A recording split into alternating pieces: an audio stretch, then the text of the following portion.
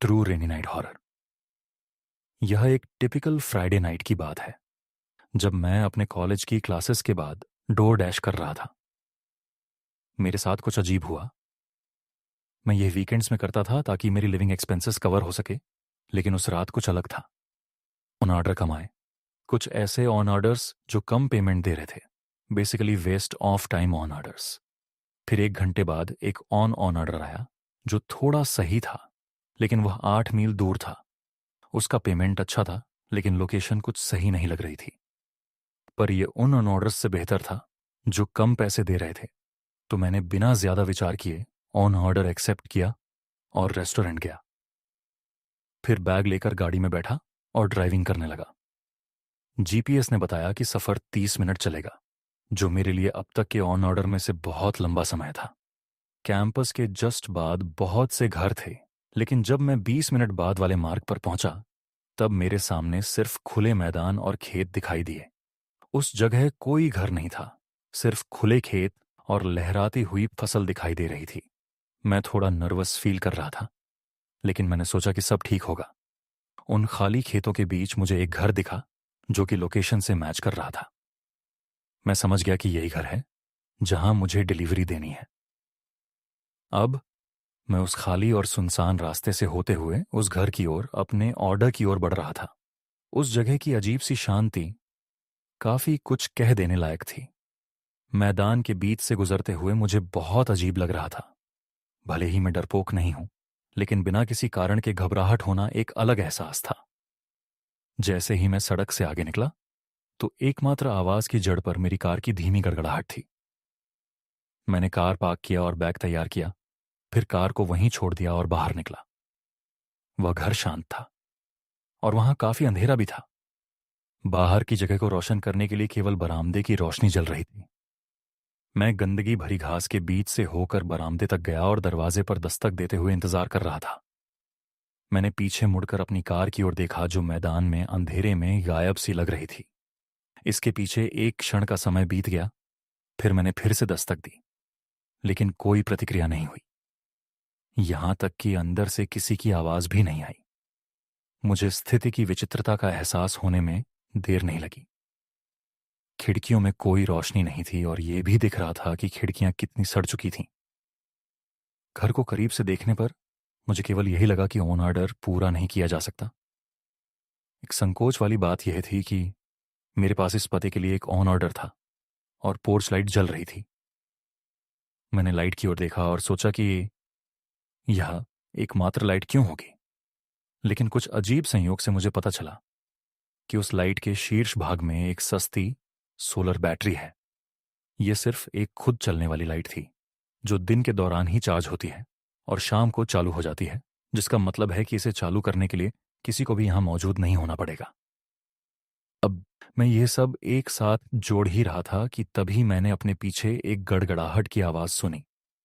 मैं मुड़ा और देखा कि एक कार गंदगी भरे रास्ते से गुजर रही थी और मेरी कार के ठीक पीछे आ रही थी। मैं वहीं खड़ा रहा और उनकी हेडलाइट्स को देखता रहा, जब तक कि एक आदमी बाहर नहीं निकला। मैंने पोर्च से चिल्लाकर पूछा, क्या यह उसका ओन ऑर्डर था? लेकिन उसने कोई जवाब नहीं दिया। वह बस अपनी कार के पास ही खड़ा रहा, ना ही हिला, ना ही बोला। मुझे अपने एड्रेनलाइन का स्पाइक महसूस हुआ जब मुझे एहसास हुआ कि यह स्थिति कितनी भयानक थी। रात की खामोशी ने मुझे केवल यह याद दिलाया कि यहां कोई नहीं था जो मेरी मदद कर सके। मैं एक खाली घर और एक अजनबी के साथ एक मैदान के बीच में फंस गया था। एक पल के झटके में मैंने बैग गिरा दिया और घर के पीछे भागते हुए बरामदे से तेजी से भागा और सीधे घास के मैदान में चला गया। मैंने पीछे मुड़कर देखा तो वह आदमी मेरे पीछे पागलों की तरह दौड़ रहा था। जैसे जैसे मैं बाहर निकलता गया, घास उतनी ही मोटी और लंबी होती गई और मेरी सांसें फूलने लगीं। कुछ देर बाद मुझे एहसास हुआ कि अब उस आदमी के पास मेरा पीछा करने का कोई मौका नहीं है। मैं धीरे धीरे अपनी सांसें रोक रहा था और सावधानी से आगे बढ़ रहा था, फसलों के बीच से होते हुए। मैंने और भी शांत रहने की कोशिश की, क्योंकि शायद वह आदमी अभी भी मेरा पीछा करने की कोशिश में था। दौड़ते दौड़ते मैं एक सड़क पर पहुंच गया। मैं डरा सहमा उस सड़क पर जाकर गिरा। मुझे पुलिस ने उठाया और जांच करने के लिए मुझे साथ ले गई, लेकिन वह आदमी तब तक जा चुका था। मुझे आश्चर्य हुआ क्योंकि मेरी कार लूटी नहीं गई थी और ऑन ऑर्डर का बैग अभी भी घर के बरामदे पर ही था। इसका मतलब केवल ये हो सकता है कि उस व्यक्ति के इरादे कुछ और थे, जो कि मुझे लूटने से कहीं ज्यादा बुरे थे। यह तब हुआ जब मैं 18 साल का था और अपने घर से कॉलेज तक का सफर कर रहा था। मैंने अपना सारा सामान अपनी एसयूवी की ट्रंक और पिछली सीट में रख दिया था।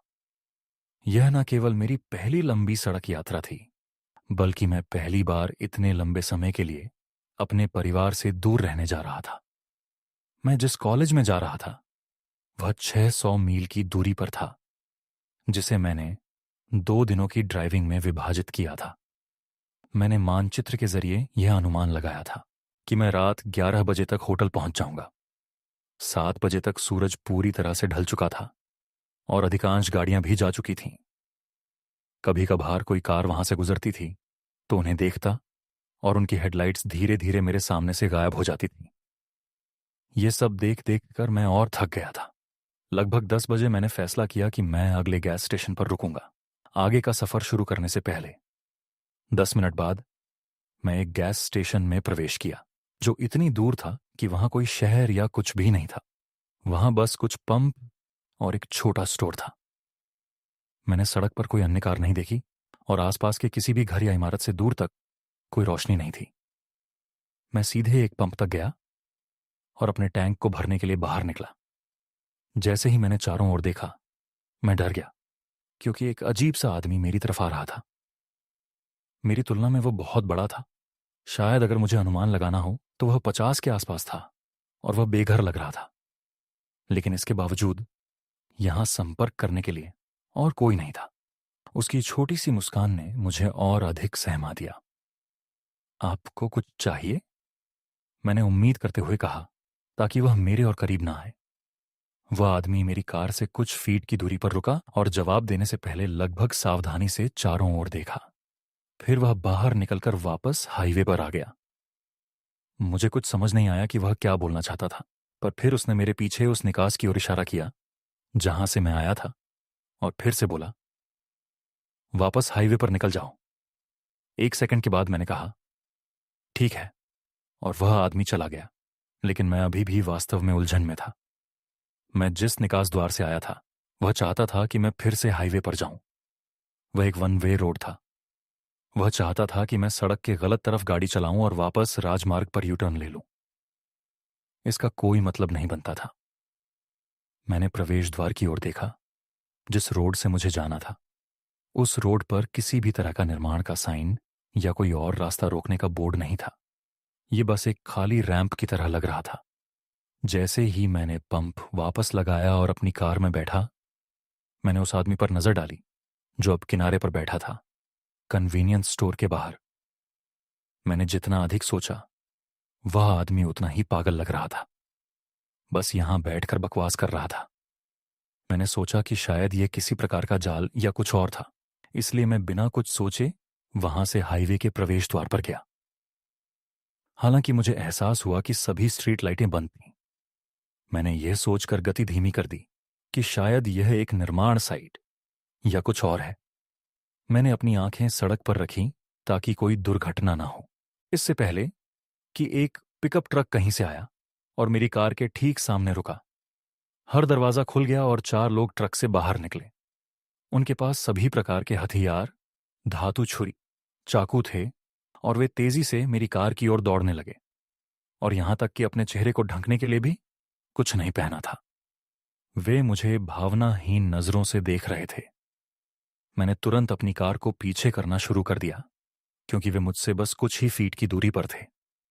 मैंने अचानक सड़क के किनारे से दर्जनों लोगों को बाहर आते हुए देखा। कुछ लोगों ने तो मेरी कार का पीछा करने की भी कोशिश की। मैंने जल्दी से अपनी गाड़ी को मोड़ा और वहां से जान छुड़ाकर चला गया। जब मुझे लगा कि मैं सुरक्षित हूं तो मैंने 911 पर कॉल किया, लेकिन किसी कारण से मुझे कभी वापस कॉल नहीं आया, ना ही इस पर कोई अपडेट मिला। लगभग ऐसा लगा जैसे उन्होंने इसकी जांच भी नहीं की। मैं आज तक इस सोच में हूं कि गैस स्टेशन पर मुझे उस बूढ़े ने शायद इसी वजह से यू टर्न लेने बोला था। और मुझे उन सभी से बचाने की कोशिश कर रहा था। मैं खुद को भाग्यशाली समझता हूं, क्योंकि मुझे नहीं पता कि वह क्या था या वे सभी क्या करने की योजना बना रहे थे। वाशीकरण, काला जादू। मेघालय और आसाम के बॉर्डर के बीच एक सुनसान जंगल में रात ने अपनी काली घनी चादर पसार ली थी। चारों तरफ अंधेरा ही अंधेरा था। दूर दूर तक कोई दिखाई नहीं दे रहा था, न किसी की आवाज आ रही थी। उस रात हिरेन अकेले उस घने जंगल को पार करने में लगा था। उसके चेहरे को देखकर ऐसा लग रहा था कि जैसे वह किसी बहुत बड़ी मुसीबत में है। इस जंगल के बारे में माना जाता था कि अगर कोई भी इंसान सूरज ढलने के बाद यहां आता है तो उसे एक शैतान अपने वश में कर लेता है और वह फिर इसी जंगल में हमेशा के लिए कैद हो जाता है। हिरेन को यह बात पता थी, लेकिन वह फिर भी रुक नहीं रहा था और बस आगे बढ़े जा रहा था। जंगल के आखिरी छोर पर एक नदी बह रही थी और उस नदी को पार करते ही आसाम सीमा शुरू हो जाती थी। उस नदी के ठीक बगल में लकड़ी से बनी एक पुरानी हवेली थी। हवेली के आगे एक बोर्ड लगा था जिस पर लिखा था वशीकरण बाबा। गांव के लोगों का मानना था कि उस हवेली में कुछ अजीब है। वहां ऐसी शैतानी ताकतें हैं जो हवेली में रहने वाले बाबा के वशीकरण मंत्रों से इस दुनिया में आ गई है। 32 साल का हिरेन अब उस हवेली के ठीक सामने खड़ा था और जोर जोर से हाँफ रहा था। उस हवेली के दरवाजे पर एक बड़ा सा चौकोर निशान बना था, ठीक वैसे ही जैसे किसी तंत्र मंत्र की किताबों में होता है। हिरेन ने हिम्मत जुटाई और दरवाजा खोला। अंदर उसने देखा कि एक बेहद अजीब सा दिखने वाला बाबा कुछ हड्डियों की पूजा कर रहा था। बाबा की नजर तुरंत हिरेन पर गई और वह जोर जोर से बड़े ही डरावने अंदाज में मंत्र पढ़ने लगा। हिरेन बाबा को देखकर घबरा गया था, लेकिन वह जिस मकसद से बाबा के पास आया था उसे पूरा किए बगैर वह कहीं नहीं जा सकता था। आज से 2 दिन पहले हिरेन की शादी को 5 साल होने आए थे। वह अपनी बीवी प्रिया से बहुत प्यार करता था, लेकिन कुछ दिनों से प्रिया के बदले बिहेवियर के कारण हिरेन को शक होने लगा था। उसे लगने लगा कि प्रिया का किसी और लड़के के साथ चक्कर चल रहा है, जिसे लेकर दोनों के बीच काफी लड़ाई हो गई और आखिर में बात डिवोर्स तक पहुंच गई और प्रिया उसे छोड़कर अपने एक दोस्त के घर रहने चली गई थी। हिरेन प्रिया पर शक करते करते पागल हो गया था। उसके दिमाग से प्रिया का ख्याल निकल ही नहीं रहा था। सोते जागते हर पल वह बस प्रिया के बारे में सोचता रहता।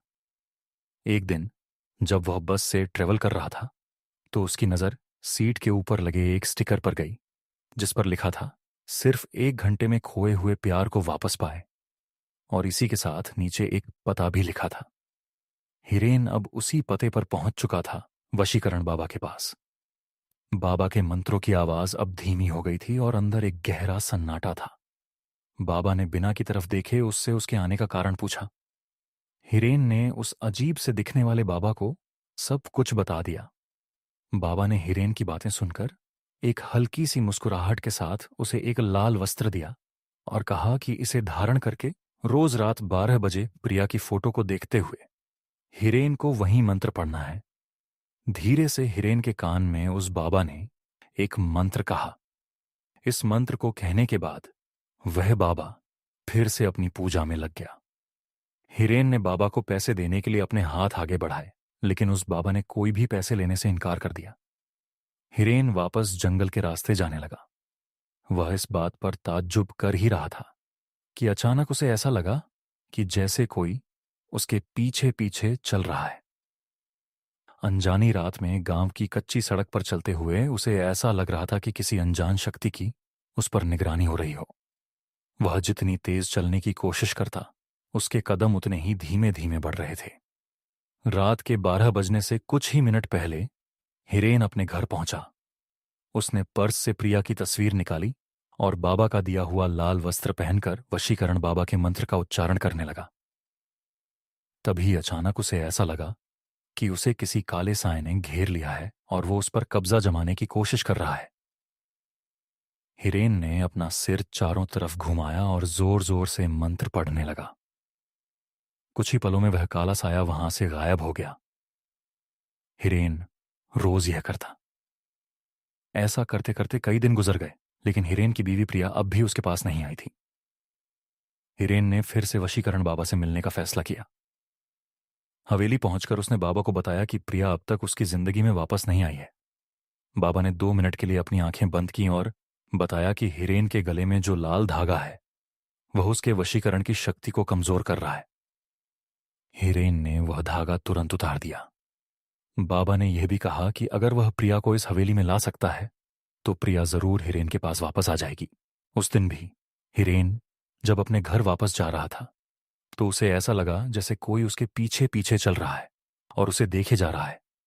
लेकिन हिरेन, जो प्रिया से बेहद प्यार करता था, उसे पाने के लिए वह कुछ भी करने को तैयार हो चुका था। अगले दिन हिरेन ने प्रिया को कॉल किया और माफी मांगने के बहाने प्रिया को उसी जंगल के पास शाम को मिलने को कहा। प्रिया ने कुछ पल सोचा और फिर मिलने के लिए मान गई। इतने दिनों बाद वह दोनों आज पहली बार मिल रहे थे। बात करते करते हिरेन प्रिया को के पास ले गया।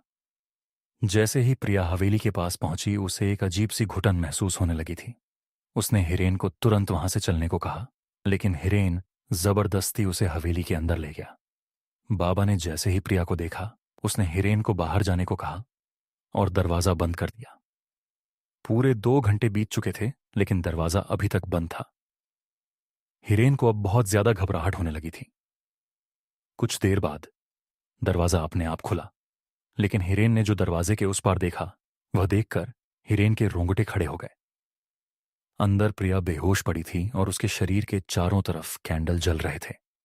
वह बाबा प्रिया की बॉडी पर तरह तरह के निशान बना रहा था, लेकिन रोंगटे खड़े कर देने वाली बात यह थी कि प्रिया के पास एक बहुत ही भयानक सा काला साया मंडरा रहा था। बाबा ने हिरेन को कहा कि अब प्रिया वही करेगी जो हिरेन उसे बोलेगा, लेकिन इसके बदले उसे इस काले साए की सारी ख्वाहिशें पूरी करनी होंगी। हिरेन को कुछ समझ नहीं आ रहा था। उसने प्रिया को वहां से चलने के लिए कहा तो प्रिया एक कठपुतली की तरह उठकर खड़ी हो गई। वह एक जिंदा लाश से ज्यादा और कुछ नहीं थी। हिरेन प्रिया की ऐसी हालत देखकर घर पूरी तरह दहल गया था। उसने बाबा से गुस्से में कहा कि वह प्रिया को पहले जैसा बना दे, लेकिन तभी उस काले साए ने हिरेन को पीछे से धक्का दे दिया और वह काला साया उसी बाबा में समा गया। अब उस बाबा का रूप एक भयानक आत्मा में बदलने लगा था। उस बाबा के चेहरे का रंग नीला पड़ गया और आंखें बिल्कुल सफेद हो गईं। वह जोर जोर से हंसने लगा। बाबा ने अपने भयानक रूप में बोला कि वह कोई मामूली इंसान नहीं है, बल्कि वह एक शैतान का साया है जो इस जंगल में ना जाने कब से कैद था, और उसने प्रिया की आत्मा चुरा के अपने आप को आजाद कर लिया है और हिरेन को हमेशा के लिए अपना गुलाम बना लिया है। यह सब सुनकर हिरेन वहां से फौरन भागा, पर वह उस जंगल से निकल ही नहीं पा रहा था। वह जहां से निकलता कुछ देर बाद वापस उस हवेली के ठीक सामने आ जाता। धीरे धीरे उसके दिमाग ने काम करना बंद कर दिया और वह उसी जंगल में कैद हो गया। 1.5 महीने बाद उसी जंगल में पुलिस को 2 सड़ी हुई लाशें मिली। वह लाशें किसी और की नहीं बल्कि हिरेन और प्रिया की ही थीं। शैतान सिर्फ कहानियों में नहीं, रियल लाइफ में भी होते हैं। हॉन्टेड भूत बांग्ला। यह कहानी 1925 में हुई एक सच्ची घटना पर आधारित है। एक सुबह एंड्रिया नाम की एक औरत को खबर मिली कि उसके पिता के घर से गोली चलने की आवाज आई है। एंड्रिया और उसके पति जॉर्ज को यह खबर सुनकर विश्वास ही नहीं हो रहा था। खबर मिलते ही वह दोनों उसके पिता के घर के लिए निकल गए। उसके पिता एक बहुत बड़े गवर्नमेंट मैशन में रहते थे जो दूसरे शहर में था। वहां जाते जाते उन्हें शाम हो गई थी। जब वह वापस पहुंचे तो उन्होंने देखा कि उस मैशन के बाहर पुलिस इकट्ठा है और कोई भी उस घर के अंदर नहीं जा रहा था। पुलिस एंड्रिया और उसके तो जॉर्ज को भी अंदर नहीं जाने दे रही थी। पुलिस के मुताबिक उस घर में एक भूत था जो सालों बाद आजाद हो गया था। जब एंड्रिया ने पूरी बात पूछी तो उसे पता लगा कि कई साल पहले 1865 में एक 21 साल का लड़का रहता था। वह एक लड़की से बहुत प्यार करता था, लेकिन उस लड़की ने उसके प्यार को ठुकरा दिया, जिसकी वजह से उसने खुद को गोली मारकर अपनी जान दे दी। तब से उसका भूत उसी मैशन में भटकने लगा। उसके बाद उस घर में रहने वाले सभी लोगों की अजीब-ओ-गरीब मौतें होने लगीं। बहुत मुश्किल से उस लड़की की आत्मा को एक प्रीस्ट की मदद से एक कमरे में बंद कर दिया गया और उस कमरे को हमेशा के लिए लॉक कर दिया गया। लेकिन एंड्रिया के पिता, जिन्होंने हाल ही में उस मैशन को खरीदा था, इन सब बातों को नहीं मानते थे। उन्होंने उस घर को रिनोवेट कराने के चक्कर में उस कमरे का लॉक तोड़वाकर उसे खोल दिया और उस लड़के की भयानक आत्मा को आजाद कर दिया। पुलिस कहने लगी कि उस लड़के की आत्मा ने ही शायद एंड्रिया के पिता को मार दिया था। अब अगर कोई भी उस घर के अंदर जाएगा तो उस लड़के की आत्मा उसे भी मार डालेगी। पुलिस की ऐसी अंधविश्वासी बातों को सुनते ही एंड्रिया और जॉर्ज दोनों ही बहुत गुस्से में आ गए और उन्होंने खुद अंदर जाने का फैसला किया। वह घर के अंदर गए, लेकिन जैसे ही वे पिता के कमरे में पहुंचे, एंड्रिया फूट फूट कर रोने लगी। दोस्तों, क्या आपको लगता है कि आप कभी गिव अवे में कुछ बड़ा जीत सकते हो? नहीं ना? मुझे भी ऐसा ही लगता था। लेकिन रिसेंटली कई लोगों ने इजी है, इसमें सभी के लिए बराबर मौका है कि वह कार जीत पाएं। इस बार तो वन विन 3 कार्स का गिव अवे कर रहा है और वह भी एक साथ। तो अगर आपका भी ड्रीम है जीतना, जल्दी आप स्टार्ट करोगे, उतने ज्यादा टिकट्स आप कलेक्ट कर पाओगे और आपके प्राइस जीतने के चांसेस भी बढ़ जाएंगे। तो अभी तक आप इंतजार किसका कर रहे हो? लिंक प्रिंट कमेंट में है। इस वीडियो के बाद जल्दी से कॉन्टेस्ट को ज्वाइन करो और 3 लग्जरी कार्स अपने घर ले आओ, क्योंकि उसने वहां जमीन पर अपने पिता की लाश पड़ी देखी, जिनके सर पर एक गोली का निशान था। एंड्रिया ने जब आसपास देखा तो उसे जॉर्ज कहीं नहीं दिखा। वह जॉर्ज को वहां न पाकर और ज्यादा घबरा गई और अपने पति जॉर्ज को चिल्लाकर बुलाने लगी, पर उसे कोई जवाब नहीं मिला। उस समय एंड्रिया को कुछ समझ नहीं आ रहा था कि वह क्या करें, और वह डरी हुई वहीं खड़ी अपने पति को बुलाए जा रही थी कि तभी उसे एक अनजान इंसान की रोने की आवाज आई। फिर उसे अपने पति के रोने की आवाज आई। एंड्रिया भागकर अपने पति की आवाज के पीछे जा ही रही थी जब उसे फिर से गोली चलने की आवाज आई। एंड्रिया भागकर उस कमरे में पहुंची, पर वहां पहुंचकर उसके होश उड़ गए। वहां पर उसे जॉर्ज की लाश मिली, जिसके सर पर भी गोली के निशान थे, और उसकी लाश के पास वही बंदूक पड़ी थी जो कुछ देर पहले उसके पिता के कमरे में उनकी लाश के पास पाई गई थी। तभी एंड्रिया को ऐसा लगा जैसे उसके कंधे पर किसी ने हाथ रखा। एंड्रिया को कोई पीछे से जकड़ लगा। जब उसने गर्दन मोड़कर देखने की कोशिश की तो वहां उसे एक 18 साल का लड़का दिखा, जिसके सर पर ठीक उसके पिता और पति की तरह एक गोली का निशान था। लेकिन एंड्रिया के उसे देखते ही वह लड़का उसकी आंखों के सामने हवा में कहीं गायब हो गया। इतना सब होने के बाद भी किसी तरह हिम्मत करके एंड्रिया एक एक करके अपने पति और पिता की लाश को घर से बाहर लेकर आई। पर उस दिन के बाद से वह एकदम बदल गई और वह एकदम शांत हो गई। यहां तक कि अपने पिता और जॉर्ज के फ्यूनरल के दिन भी उसने न तो जॉर्ज के पेरेंट्स की किसी बात का कोई जवाब दिया और न ही अपने भाई का। वह सदमे में जा चुकी थी। सब उसके लिए बहुत परेशान थे, पर किसी को भी नहीं पता था कि एंड्रिया खुद कितनी घबराई हुई थी, क्योंकि उसके पिता और पति की मौत के बाद से उसे हर जगह उसी 18 साल के लड़के की आत्मा दिखाई दे रही थी। वह किसी भी वक्त एंड्रिया के शरीर को जकड़ लेता था और उसके कान में एक ही चीज कहता रहता था कि वह उससे बहुत ज्यादा प्यार करने लगा है, और अगर वह भी उसका प्यार ठुकरा देगी तो वह उसे भी मार डालेगा। एंड्रिया जहां जहां जाती उसे ही लड़का दिखाई देता जो उसे हर बार जकड़ लेता और एंड्रिया का शरीर बुरी तरह से जख्मी कर देता। डरी हुई और परेशान एंड्रिया साइकेट्रिस्ट के पास भी गई, पर उसका भी कोई असर नहीं हुआ। एंड्रिया के शरीर पर रोज नील पड़े जा रहे थे। धीरे धीरे उसकी दिमागी हालत बद से बदतर होती जा रही थी। फिर एक दिन उस मैशन के पास रहने वाले लोगों ने एक बहुत ही अजीब और गरीब और डरावनी चीज देखी।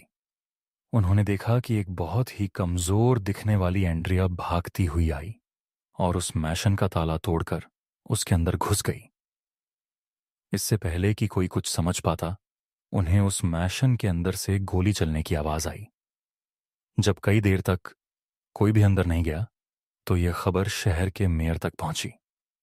उसने वहां के पुलिस ऑफिसर्स को एक प्रीस्ट के साथ अंदर जाने का ऑर्डर दिया। डरते हुए जब पुलिस के 2 इंस्पेक्टर घर के अंदर घुसे, तो उन्हें वहां पर एंड्रिया की लाश जमीन पर पड़ी हुई मिली। उसके सर पर भी गोली का निशान था और बगल में एक बंदूक पड़ी थी। इसे देखकर उन्हें यकीन हो गया कि यह सब उसी 18 साल के लड़के की आत्मा का किया धरा है। इस घटना के बाद उस मैशन का एग्जॉस्ट को हम हमेशा के लिए बंद कर दिया गया। दोस्तों, इस हफ्ते हमारे क्राइम चैनल देश सीड क्राइम शो पर हम लेकर आए हैं एक ऐसी सच्ची क्राइम की कहानी जो आपके होश उड़ा देगी। एक लड़का रात भर घर नहीं आता और उसके घर वालों को उसकी चिंता होने लग जाती है। तभी सुबह उसके पिता को अपने बेटे का कॉल आता है और वह रोते हुए उनसे कहता है, पापा मुझे किडनैप कर लिया है, मुझे प्लीज बचा लो। क्या उसके पिता उसे बचा पाएंगे या फिर वह कभी वापस ही नहीं आ पाएगा? ये वापस है। School horror story 8th class में पढ़ रहे रिजुअल की है। वैसे उसे पढ़ने लिखने का ज्यादा शौक नहीं था, पर रोज एक पीरियड को वह बहुत ही शिद्दत से अटेंड करता था, वेंकट सर का पीरियड। वेंकट सर रिजुअल की क्लास को मैथ्स पढ़ाते थे और रिजुअल के सबसे फेवरेट टीचर भी थे। रिजुअल उनकी हर क्लास फर्स्ट बेंच पर बैठकर अटेंड करता था। वेंकट सर की खास बात यह थी कि एक अच्छे टीचर होने के साथ साथ वह बहुत पंक्चुअल भी थे। वह क्लास में कभी भी लेट नहीं आते थे। पर उस दिन कुछ अलग था। पीरियड शुरू हुए 10 मिनट हो चुके थे, पर वेंकट सर अब तक क्लास में नहीं आए थे। सभी बच्चे क्लास में शोर मचाने लगे, पर रिजुअल फ्रंट सीट पर बैठ बस क्लास के दरवाजे की तरफ देखे जा रहा था। तभी उसने देखा कि क्लास के दरवाजे से टेढ़ा होकर कोई क्लास के अंदर झांक रहा था, और जैसे ही रिजुअल की नजर उस आदमी से मिली, वह दरवाजे से हटकर कॉरिडोर की तरफ चल दिया। रिजुअल कोई वह इंसान पूरी तरह से तो नहीं दिखा, पर उसे वह कुछ जाना पहचाना सा लग रहा था। इसलिए रिजुअल अपनी डेस्क से उतरकर उस आदमी के पीछे क्लास से बाहर चला गया। बाहर निकलते ही रिजुअल ने देखा कि वह कोई और नहीं बल्कि वेंकट सर ही थे, और अब वह कॉरिडोर में चलते हुए उसके क्लासरूम के पोर्ट डायरेक्शन में जा रहे थे। रिजुअल को यह बात समझ नहीं आई। रिजुअल ने उन्हें बुलाने की कोशिश भी की, पर ऐसा लग रहा था कि जैसे उन तक रिजुअल की आवाज ही नहीं पहुंच रही थी। तभी वह रिजुअल के सामने एक दूसरे क्लासरूम के अंदर घुसे। रिजुअल दौड़कर उनके पीछे गया। वह क्लासरूम में आ गया, पर अंदर घुसते ही वह बहुत हैरान हो गया। जिस क्लास में उसके सामने सर घुसे थे, वह क्लास बिल्कुल खाली थी। रिजुअल को कुछ समझ नहीं आ रहा था। तभी उसे कॉरिडोर में किसी के चलने की आवाज आई। उसने बाहर निकलकर देखा तो कॉरिडोर में कोई और नहीं बल्कि वेंकट सर ही चल रहे थे। रिजुअल अब भी उन्हें आवाज लगाता हुआ उनके पीछे भागा, पर वेंकट सर मानो अब भी रिजुअल की आवाज को सुनकर अनसुना कर रहे थे। रिजुअल तेजी से उनके पीछे गया। तभी वेंकट सर कॉरिडोर के आखिर में लगी एक खिड़की के पास खड़े हो गए। रिजुअल उनके पास जाने लगा तो उसकी नजर जमीन पर गई। खिड़की से बहुत तेज धूप आ रही थी, जिसकी वजह से जमीन पर रिजुअल की ओर खिड़की की भी परछाई बन रही थी, पर वहां वेंकट सर की कोई भी परछाई नहीं थी। ये बात रिजुअल को बहुत ही ज्यादा अजीब लगी, पर अब वेंकट सर उसके सामने ही खड़े थे। वह उनके पास गया और उनसे कहने लगा, सर, हमारी क्लास में आपका पीरियड है, आप क्लास लेने क्यों नहीं आए? रिजुअल के बाद बोलते ही कॉरिडोर में एक अजीब सा सन्नाटा छा गया। खिड़की से आ रही तेज धूप की रोशनी मानो अचानक गायब हो गई और पूरे कॉरिडोर में अंधेरा छा गया। ऐसा लग रहा था कि शायद कोई बहुत बड़ा तूफान आने वाला था। रिजुअल अब थोड़ा घबराने लगा, लेकिन उसने वेंकट सर से फिर से पूछा, सर, क्या हुआ? आप कुछ बोल क्यों नहीं रहे? तभी वेंकट सर पीछे मुड़े और उन्हें देखते ही रिजुअल की धड़कनें थम सी गईं। वेंकट सर का पूरा शरीर सफेद पड़ा था। उनके चेहरे का मांस उनके चेहरे से नीचे लटक रहा था और वह बहुत ही ज्यादा भयानक लग रहे थे। रिजुअल डर के मारे धीरे धीरे पीछे होने लगा। रिजुअल को अपनी आंखों पर विश्वास ही नहीं हो रहा था। अचानक ही उसके सामने खड़े वेंकट सर ने अपने मुंह को खोलकर बहुत बड़ा कर लिया और वह कुछ बोलने की कोशिश करने लगे, लेकिन अजीब सी आवाजों के अलावा वह कुछ भी नहीं कह पा रहे थे। देखते ही देखते वेंकट सर का शरीर अकड़ने लगा और रिजुअल उन्हें देखकर थमसा गया। उन्होंने रिजुअल की तरफ अपना हाथ आगे बढ़ाया ही था कि वह देखते ही रिजुअल वहां से उल्टी तरफ भागने लगा। उस कॉरिडोर में तेजी से भागते हुए वह किसी से टकरा गया, नीचे गिर गया। रिजुअल ने जब उठकर देखा तो उसके सामने सुकृति मैम खड़ी थी। रिजुअल हाफ होकर वेंकट सर का नाम बार बार बड़बड़ाए जा रहा था। सुकृति मैम ने रिजुअल को शांत किया और उसे क्लास में वापस जाने को कहा। उन्होंने बताया कि आज वेंकट सर छुट्टी पर हैं, इसलिए उनकी जगह सुकृति मैम उनका पीरियड लेंगी। रिजुअल का सिर अब चकराने लगा। अगर वेंकट सर छुट्टी पर थे तो आखिर रिजुअल ने कॉरिडोर में किसे देखा था? रिजुअल को समझ नहीं आ रहा था कि आखिर वह अपने साथ हुआ हादसा किसी को कैसे समझाए। रिजुअल सोच में डूबा क्लास में वापस चला गया। उस दिन जब स्कूल की छुट्टी हुई तो रिजुअल स्कूल के बाहर खड़ा अब भी वेंकट सर के बारे में ही सोच रहा था कि तभी उसे स्कूल की बिल्डिंग की खिड़की के पास वेंकट सर खड़े हुए दिखाई दिए, वैसे ही भयानक रूप में, और रिजुअल को घूर कर देख रहे थे। उन्हें देख इस बार रिजुअल की चीख ही निकल गई और उसने अपने साथ में खड़े दोस्त अंश को उस खिड़की की ओर देखने को कहा, पर अंश को वहां कुछ नहीं दिखा। रिजुअल ने डर के मारे अपनी आंखें बंद कर लीं। कुछ सेकंड्स बाद जब उसने अपनी आंखें खोलीं तो उस खिड़की पर अब वेंकट सर नहीं खड़े थे। डर से झुंझलाया रिजुअल घर चला गया। उसने अपने पेरेंट्स से वह बात शेयर की, पर उन्हें रिजुअल की बात का विश्वास नहीं हुआ। उस हादसे को 3 दिन बीत गए। ना ही वेंकट सर स्कूल में क्लास लेने आए और ना ही रिजुअल को वह दोबारा दिखाई दिए। पर 3 दिन बाद उनके स्कूल में एक खबर आई जिसे सुनकर रिजुअल की रूह कांप उठी। खबर यह थी कि वेंकट सर की 3 दिन पहले ही मौत हो गई थी। वह रात को सोए और सुबह उनका पूरा शरीर अकड़ा हुआ पाया गया। वह नींद में ही चल बसे थे। रिजुअल को आज तक समझ नहीं आया कि आखिर वेंकट सर सिर्फ उसे ही क्यों दिखाई दिए थे। School horror story 8th class में पढ़ रहे रिजुअल की है। वैसे उसे पढ़ने लिखने का ज्यादा शौक नहीं था, पर रोज एक पीरियड को वह बहुत ही शिद्दत से अटेंड करता था, वेंकट सर का पीरियड। वेंकट सर रिजुअल की क्लास को मैथ्स पढ़ाते थे और रिजुअल के सबसे फेवरेट टीचर भी थे। रिजुअल उनकी हर क्लास फर्स्ट बेंच पर बैठकर अटेंड करता था। वेंकट सर की खास बात यह थी कि एक अच्छे टीचर होने के साथ साथ वह बहुत पंक्चुअल भी थे। वह क्लास में कभी भी लेट नहीं आते थे, पर उस दिन कुछ अलग था। पीरियड शुरू हुए 10 मिनट हो चुके थे, पर वेंकट सर अब तक क्लास में नहीं आए थे।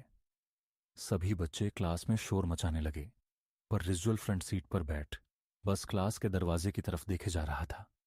तभी उसने देखा कि क्लास के दरवाजे से टेढ़ा होकर कोई क्लास के अंदर झांक रहा था, और जैसे ही रिजुअल की नजर उस आदमी से मिली, वह दरवाजे से हटकर कॉरिडोर की तरफ चल दिया।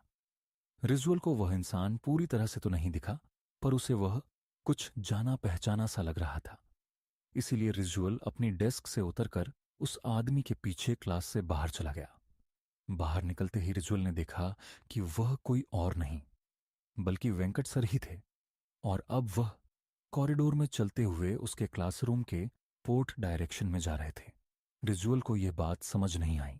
रिजुअल ने उन्हें बुलाने की कोशिश भी की, पर ऐसा लग रहा था कि जैसे उन तक रिजुअल की आवाज ही नहीं पहुंच रही थी। तभी वह रिजुअल के सामने एक दूसरे क्लासरूम के अंदर घुसे। रिजुअल दौड़कर उनके पीछे गया। वह क्लासरूम में आ गया, पर अंदर घुसते ही वह बहुत हैरान हो गया। जिस क्लास में उसके सामने सर घुसे थे, वह क्लास बिल्कुल खाली थी। रिजुअल को कुछ समझ नहीं आ रहा था। तभी उसे कॉरिडोर में किसी के चलने की आवाज आई। उसने बाहर निकलकर देखा तो कॉरिडोर में कोई और नहीं बल्कि वेंकट सर ही चल रहे थे। रिजुअल अब भी उन्हें आवाज लगाता हुआ उनके पीछे भागा, पर वेंकट सर मानो अब भी रिजुअल की आवाज को सुनकर अनसुना कर रहे थे। रिजुअल तेजी से उनके पीछे गया। तभी वेंकट सर कॉरिडोर के आखिर में लगी एक खिड़की के पास खड़े हो गए। रिजुअल उनके पास जाने लगा तो उसकी नजर जमीन पर गई। खिड़की से बहुत तेज धूप आ रही थी, जिसकी वजह से जमीन पर रिजुअल की और खिड़की की भी परछाई बन रही थी, पर वहां वेंकट सर की कोई भी परछाई नहीं थी। ये बात रिजुअल को बहुत ही ज्यादा अजीब लगी, पर अब वेंकट सर उसके सामने ही खड़े थे। वो उनके पास गया और उनसे कहने लगा, सर, हमारी क्लास में आपका पीरियड है, आप क्लास लेने क्यों नहीं आए? रिजुअल के बात बोलते ही कॉरिडोर में एक अजीब सा सन्नाटा छा गया।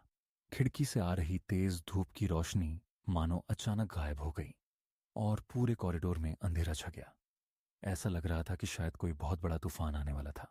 रिजुअल अब थोड़ा घबराने लगा, लेकिन उसने वेंकट सर से फिर से पूछा, सर, क्या हुआ? आप कुछ बोल क्यों नहीं रहे? तभी वेंकट सर पीछे मुड़े और उन्हें देखते ही रिजुअल की धड़कनें थम सी गईं। वेंकट सर का पूरा शरीर सफेद पड़ा था। उनके चेहरे का मांस उनके चेहरे से नीचे लटक रहा था और वह बहुत ही ज्यादा भयानक लग रहे थे। रिजुअल डर के मारे धीरे धीरे पीछे होने लगा। रिजुअल को अपनी आंखों पर विश्वास ही नहीं हो रहा था। अचानक ही उसके सामने खड़े वेंकट सर ने अपने मुंह को खोलकर बहुत बड़ा कर लिया और वह कुछ बोलने की कोशिश करने लगे, लेकिन अजीब सी आवाजों के अलावा वह कुछ भी नहीं कह पा रहे थे। देखते ही देखते वेंकट सर का शरीर अकड़ने लगा और रिजुअल उन्हें देखकर थमसा गया। उन्होंने रिजुअल की तरफ अपना हाथ आगे बढ़ाया ही था कि वह देखते ही रिजुअल वहां से उल्टी तरफ भागने लगा। उस कॉरिडोर में तेजी से भागते हुए वह किसी से टकरा गया, नीचे गिर गया। रिजुअल ने जब उठकर देखा तो उसके सामने सुकृति मैम खड़ी थीं। रिजुअल हाफ होकर वेंकट सर का नाम बार बार बड़बड़ाए जा रहा था। सुकृति मैम ने रिजुअल को शांत किया और उसे क्लास में वापस जाने को कहा। उन्होंने बताया कि आज वेंकट सर छुट्टी पर हैं, इसलिए उनकी जगह सुकृति मैम उनका पीरियड लेंगी। रिजुअल का सिर अब चकराने लगा। अगर वेंकट सर छुट्टी पर थे तो आखिर रिजुअल ने कॉरिडोर में किसे देखा था? रिजुअल को समझ नहीं आ रहा था कि आखिर वह अपने साथ हुआ हादसा किसी को कैसे समझाए। रिजुअल सोच में डूबा क्लास में वापस चला गया। उस दिन जब स्कूल की छुट्टी हुई तो रिजुअल स्कूल के बाहर खड़ा अब भी वेंकट सर के बारे में ही सोच रहा था कि तभी उसे स्कूल की बिल्डिंग की खिड़की के पास वेंकट सर खड़े हुए दिखाई दिए, वैसे ही भयानक रूप में, और रिचुअल को घूर कर देख रहे थे। उन्हें देख इस बार रिचुअल की चीख ही निकल गई और उसने अपने साथ में खड़े दोस्त अंश को उस खिड़की की ओर देखने को कहा, पर अंश को वहां कुछ नहीं दिखा। रिचुअल ने डर के मारे अपनी आंखें बंद कर लीं। कुछ सेकंड्स बाद जब उसने अपनी आंखें खोलीं तो उस खिड़की पर अब वेंकट सर नहीं खड़े थे। डर से झुंझलाया रिजुअल घर चला गया। उसने अपने पेरेंट्स से वह बात शेयर की, पर उन्हें रिजुअल की बात का विश्वास नहीं हुआ। उस हादसे को 3 दिन बीत गए। ना ही वेंकट सर स्कूल में क्लास लेने आए और ना ही रिजुअल को वह दोबारा दिखाई दिए। पर 3 दिन बाद उनके स्कूल में एक खबर आई जिसे सुनकर रिजुअल की रूह कांप उठी। खबर यह थी कि वेंकट सर की 3 दिन पहले ही मौत हो गई थी। वह रात को सोए और सुबह उनका पूरा शरीर अकड़ा हुआ पाया गया। वह नींद में ही चल बसे थे। रिजुअल को आज तक समझ नहीं आया कि आखिर वेंकट सर सिर्फ उसे ही क्यों दिखाई दिए थे। मुझे पता है कि आपको ऑलरेडी 1 विन के crazy lucky drive give Awez के बारे में पता है। बहुत सारे लोग पार्टिसिपेट कर रहे थे और अपनी परफॉर्मेंस की प्रैक्टिस के लिए वह स्कूल खत्म होने के बाद स्टे बैक करने वाली थीं। उनके साथ साथ उनके 2 और दोस्त पॉल और रमन स्टे बैक कर रहे थे। डांस प्रैक्टिस करते वक्त मीशा के दोस्त पॉल का बैलेंस बिगड़ गया और वह नीचे गिर गया। उसका पैर ट्विस्ट हो गया था और वह बुरी तरह दर्द से चिल्ला रहा था।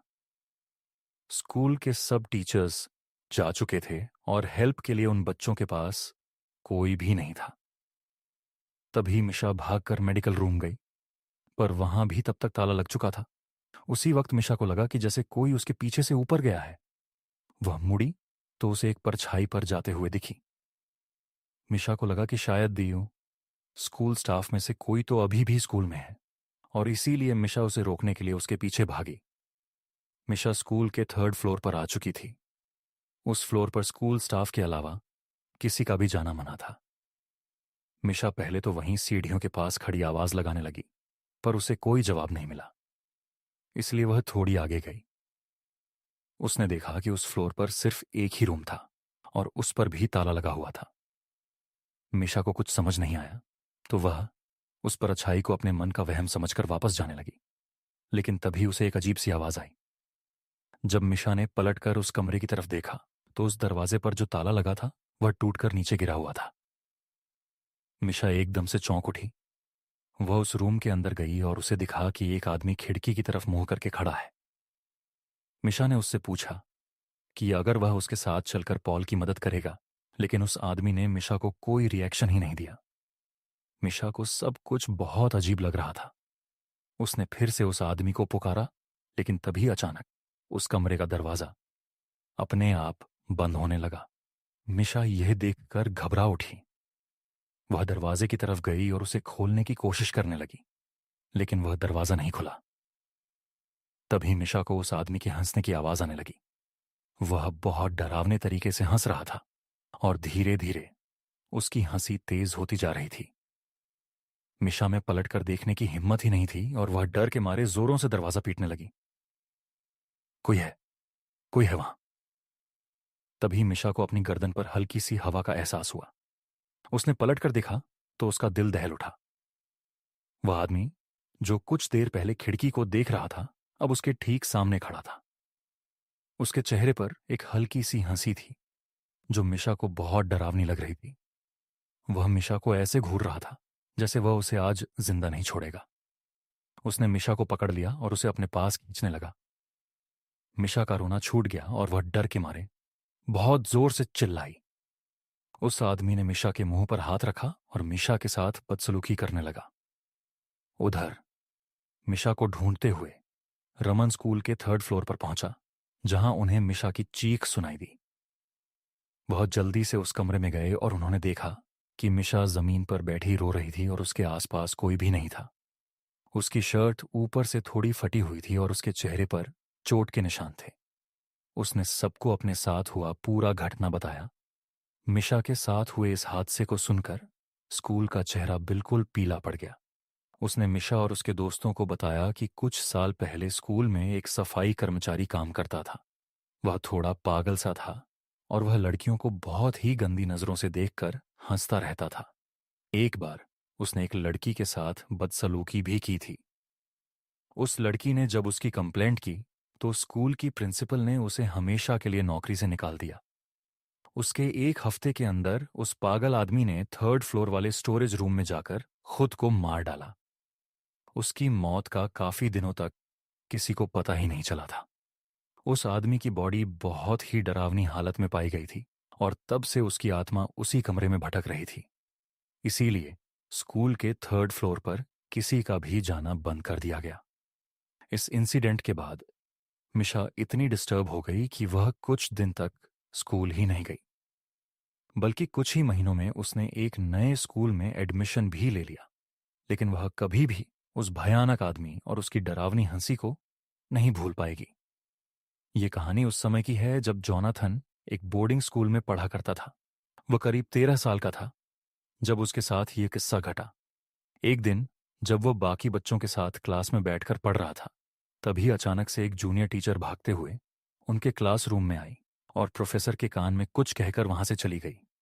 प्रोफेसर ने अपना सेशन उस दिन के लिए वहीं खत्म कर दिया और सभी बच्चों को बताया कि स्कूल के पास वाली बिल्डिंग में कुछ ऐसा हुआ है जिसकी वजह से पूरे स्कूल का लॉकडाउन कर दिया गया है और किसी भी स्टूडेंट को अपने हॉस्टल या स्कूल प्रीमिसेस से बाहर निकलना अलाउड नहीं है। असल में स्कूल के पास वाली बिल्डिंग में एक पागल सीरियल किलर ने कुछ लोगों का मर्डर कर दिया था और वह स्कूल के आसपास ही घूम रहा था। इसलिए जब तक पुलिस उस सीरियल किलर को नहीं ढूंढ लेती, तब तक पुलिस ने स्कूल को बंद करवा दिया था। उस सीरियल किलर ने जिन भी लोगों को मारा था, उनका दाहिना हाथ उनकी बॉडी से गायब था। यह सारी बातें स्कूल के गार्ड ने एक सीनियर को बताई, जिसने पूरे स्कूल में इस बात का ढिंढोरा पीट दिया। यह बात जानकर स्कूल के सभी बच्चे बेहद डरे हुए थे। इन सब के बीच जोनाथन के साथ एक और अजीबोगरीब चीज हो रही थी। जब से स्कूल लॉकडाउन शुरू हुआ था, उसे रोज रात अचानक अपने हॉस्टल के बैकयार्ड से किसी आदमी के जोरों से चीखने की आवाज आती। ताज्जुब की बात यह थी कि आवाज उसके अलावा और कोई नहीं सुन पा रहा था। एक रात जब वह सो रहा था, उसे फिर से वही चीख सुनाई दी। इस बार वह हिम्मत करके हॉस्टल के बैकयार्ड में जा पहुंचा। उसने देखा कि बैकयार्ड की घास पर लाल खून पड़ा था। उसने उस खून को फॉलो किया तो उसे दिखा कि पीछे गार्ड के क्वार्टर के पास एक बड़ी सी बोरी पड़ी थी, जिसमें से खून की बूंदें टपक रही थीं। यह देखकर जोनाथन अपने हॉस्टल वार्डन को यह सब बताने के लिए उसके रूम की तरफ जाने लगा। लेकिन तभी उसे ऐसा लगा जैसे उस बोरी में से कोई आवाज आई। वह पीछे मुड़ा और जो नजारा उसने देखा, उसे देखकर वह सुन्न पड़ गया। उस बोरी में से एक कटा हुआ हाथ निकलकर जमीन में रेंगता हुआ उसके पास आ रहा था। 13 साल का जोनाथन यह देखकर बेहद घबरा गया और चीखते हुए वहां से भागा। कुछ ही देर में उसे ऐसा लगा कि जैसे वह बोरी उन सभी कटा हुए हाथों से भरी है जिन्हें उस सीरियल किलर ने मारा था, और सभी हाथ रेंगते हुए उसके पीछे आ रहे हैं। जोनाथन जोर जोर से मदद के लिए चीखने लगा। उसकी चीख सुनकर हॉस्टल वार्डन और बाकी लोग भी उठ गए। वह बोरी देखकर स्कूल प्रिंसिपल ने तुरंत पुलिस को फोन किया और उन्हें बुला लिया। स्कूल टीचर्स ने सभी बच्चों को एक हॉल में ले जाकर अंदर से लॉक कर दिया।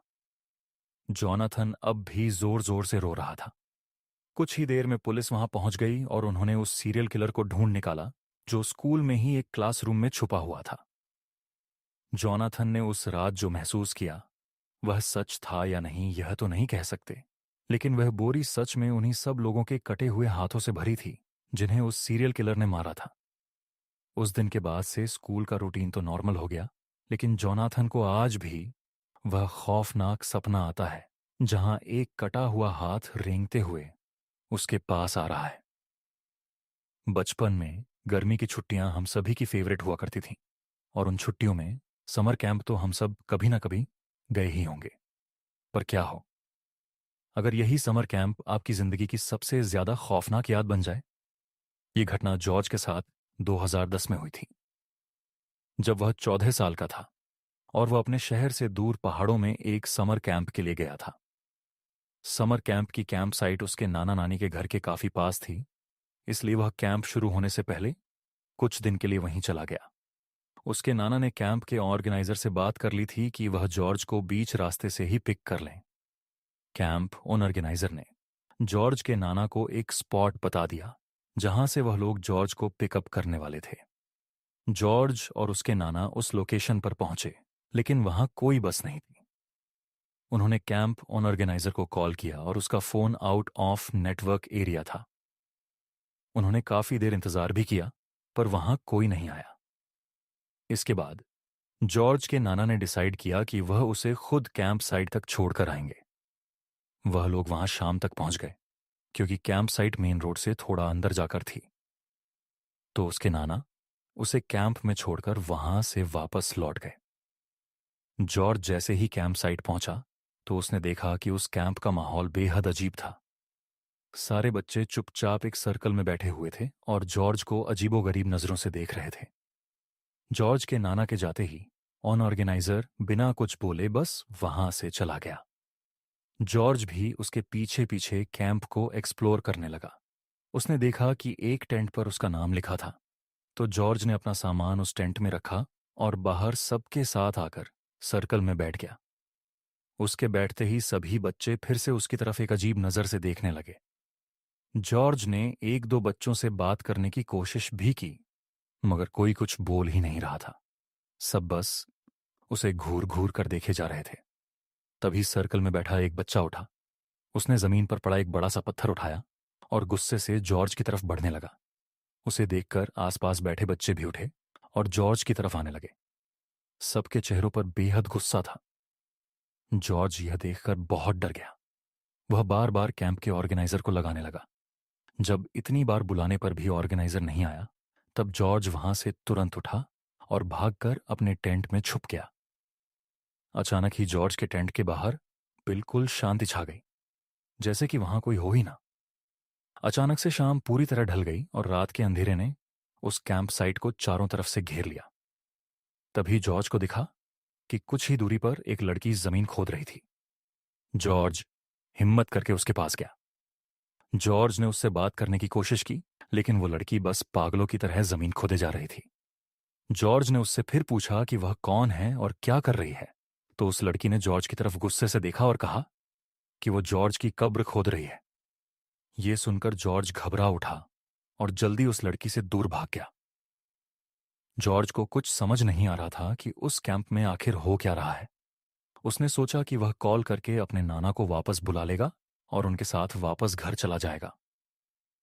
फोन कॉल करने के लिए वह कैंप ऑर्गेनाइजर के टेंट गया। उसने जैसे ही उस टेंट में झांका तो वहां कोई नहीं था, लेकिन अचानक किसी ने जॉर्ज को पीछे से धक्का दिया और वह टेंट के अंदर जाकर गिर पड़ा। जब जॉर्ज ने मुड़कर देखा तो उसके होश उड़ गए। उसके सामने वही टेंट का ऑर्गेनाइजर, उनका हुलिया बहुत ही ज्यादा डरावना लग रहा था। किसी का शरीर जला हुआ था तो किसी की हड्डियां टूटी हुई थी। उन सब ने हाथ में कोई ना कोई औजार पकड़ा हुआ था और वो ऑर्गेनाइजर हाथ में हथौड़ा लिए जॉर्ज की तरफ बढ़ रहा था। जॉर्ज जोर जोर से चिल्लाते हुए मदद मांग रहा था। उसने अपने हाथों से अपनी आंखें बंद कर लीं। तभी किसी ने उसके हाथ पकड़े और उसे आवाज लगाने लगा। जॉर्ज ने जब आंखें खोली तो उसने देखा कि उसके सामने उसके नाना बैठे थे। उसके नाना ने बिना कुछ बोले जॉर्ज का हाथ पकड़ा और उसको वहां से सीधा अपनी कार में ले गए। जॉर्ज अभी भी बहुत डरा हुआ था और उसकी आंखों से आंसू बहे जा रहे थे। कैंप साइट से बाहर जाते जाते जत्था और उसके साथ कैंप के 24 बच्चे खड़े थे। उनका हुलिया बहुत ही ज्यादा डरावना लग रहा था। किसी का शरीर जला हुआ था तो किसी की हड्डियां टूटी हुई थीं। उन सब ने हाथ में कोई ना कोई औजार पकड़ा हुआ था और वो ऑर्गेनाइजर हाथ में हथौड़ा लिए जॉर्ज की तरफ बढ़ रहा था। जॉर्ज जोर जोर से चिल्लाते हुए मदद मांग रहा था। उसने अपने हाथों से अपनी आंखें बंद कर ली। तभी किसी ने उसके हाथ पकड़े और उसे आवाज लगाने लगा। जॉर्ज ने जब आंखें खोली तो उसने देखा कि उसके सामने उसके नाना बैठे थे। उसके नाना ने बिना कुछ बोले जॉर्ज का हाथ पकड़ा और उसको वहां से सीधा अपनी कार में ले गए। जॉर्ज अभी भी बहुत डरा हुआ था और उसकी आंखों से आंसू बहे जा रहे थे। कैंप साइट से बाहर जाते जाते जॉर्ज और उसके नाना को ढेर सारे लोगों की चिल्लाने और रोने की आवाज सुनाई दे रही थी। जॉर्ज काफी देर तक एकदम शांत बैठा रहा और उसने अपने नाना से बिल्कुल बात नहीं की। उसके नाना ने उस कैंप साइट से करीब 70 से 80 किलोमीटर दूर जाकर गाड़ी रोकी। जॉर्ज के नाना ने जैसे ही उससे उसका हाल पूछा तो वह जोरों से रोने लगा और उसने अपने नाना को सब बताया, वह सब जो उसके साथ उस कैंप साइट पर हुआ था।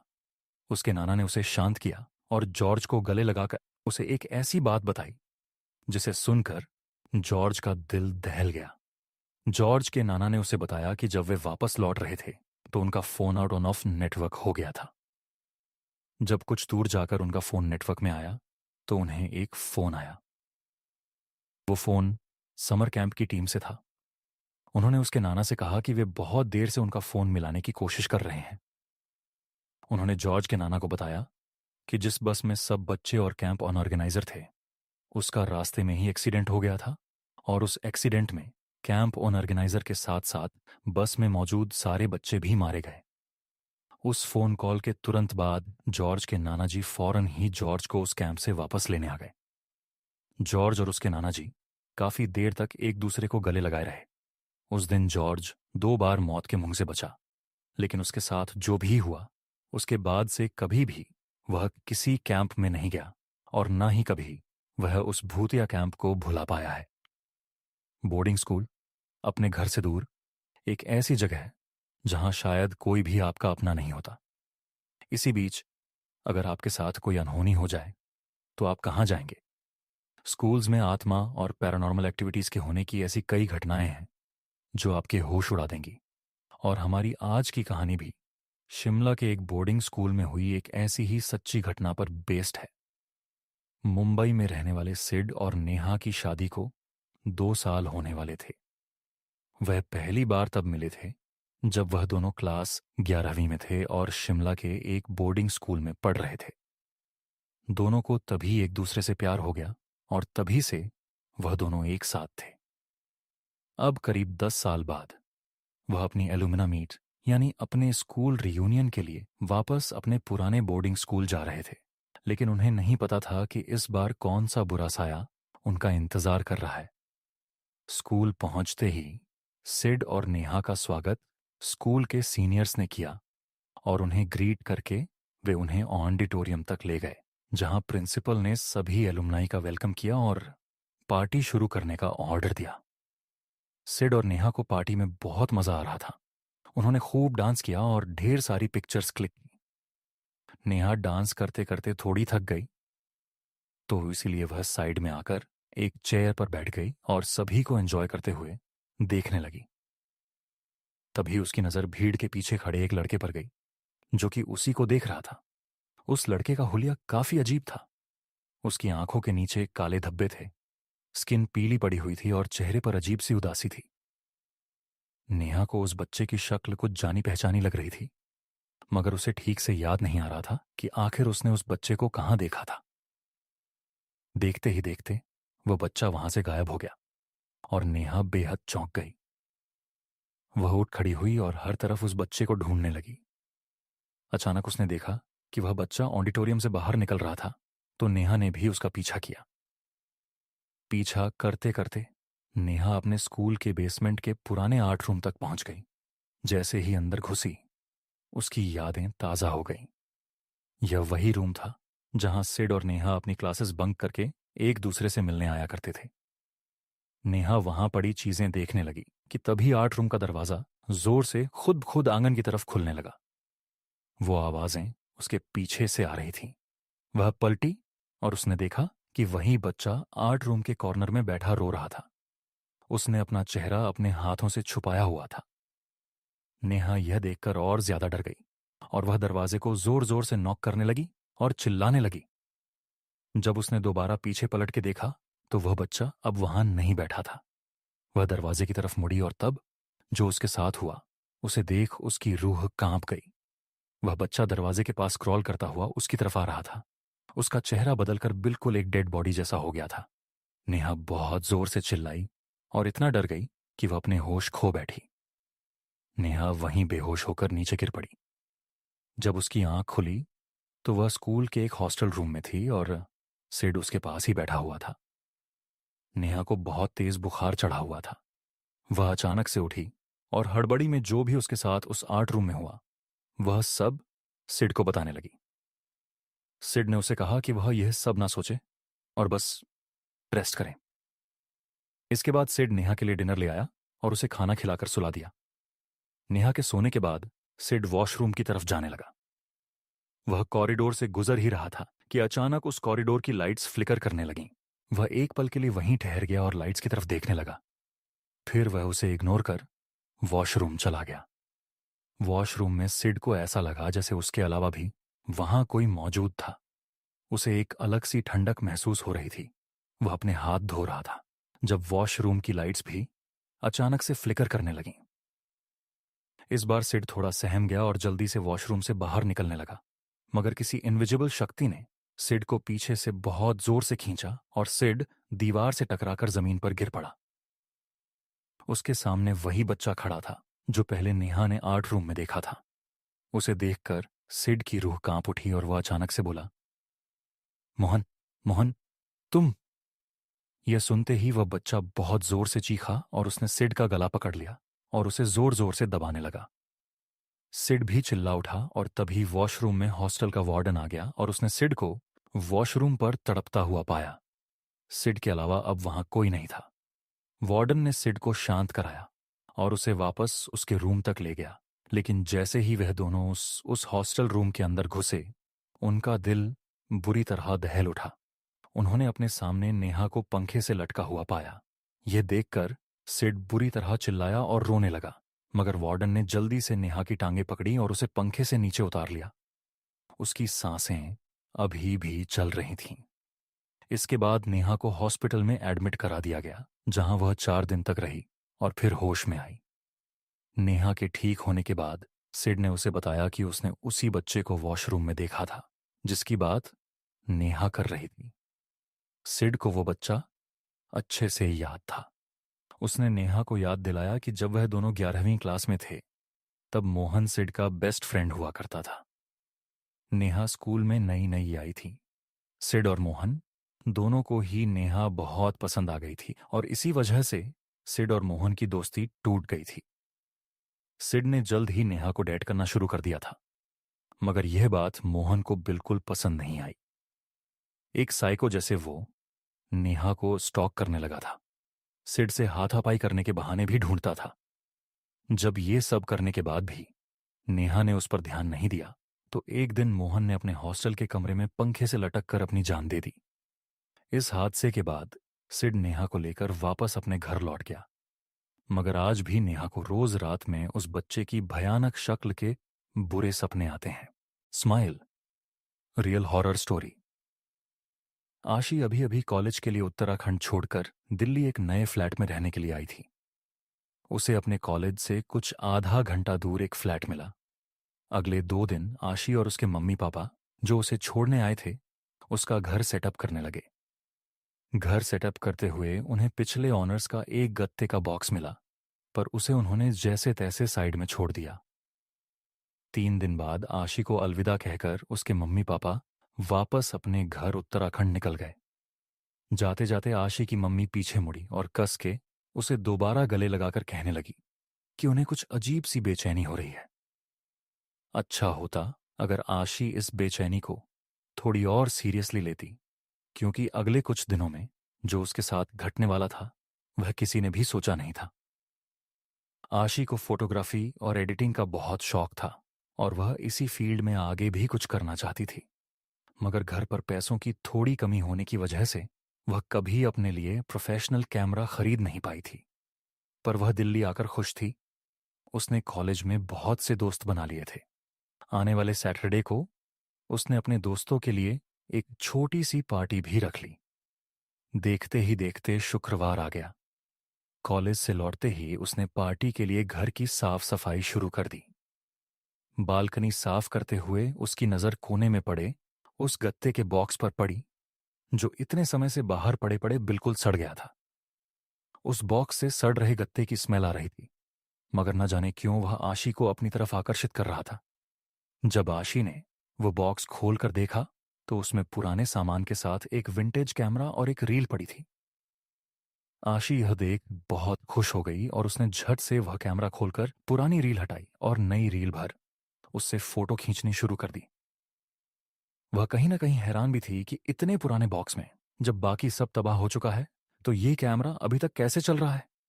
पर उसने अपने इन सारे ख्यालों को साइड में रखा और जल्दी से जाकर बाहर लगे फूलों, गमलों और पौधों की फोटो खींचने लगी।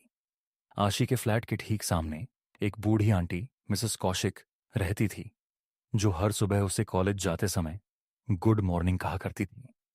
उन्हीं आंटी और उनकी बिल्ली को बालकनी पर देख आशी ने उनकी भी कुछ फोटो खींची और सोचा कि उन तस्वीरों को वह डेवलप करवाकर आंटी को गिफ्ट करेगी।